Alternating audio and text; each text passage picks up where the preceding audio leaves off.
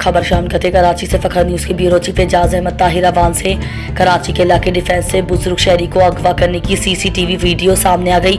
Police हुक्काम के मुताबिक आज मुकाबले के दौरान 2 अगवाकार हलाक जबकि 2 फरार हो गए, जिनकी तलाश जारी है। जबकि हलाक मुल्जिमान से गाड़ी, असलहा और दीगर सामान बरामद हुआ है। पुलिस हुक्काम के मुताबिक मगवी मुजरुक नजीर अहमद को गुज़िश्ता रोज उनके घर खयाबान इत्तेहाद के बाहर से अगवा किया गया था। मगवी फजर की नमाज की अदायगी के लिए घर से बाहर आए और गाड़ी में अपने नवासे का इंतजार कर रहे थे। पुलिस हुक्काम का बताना है कि कार सवार 4 अगवाकार मगवी को असलहे के जोर पर ले गए। मगवी का नवासा आया तो उसको नाना गाड़ी में नहीं मिले। मगवी के नवासे ने सीसीटीवी चेक की तो नाना के अगवा का पता चला तो उसने पुलिस को इत्तला दी और वाक़े का मुकदमा साहिल थाने में दर्ज किया गया था।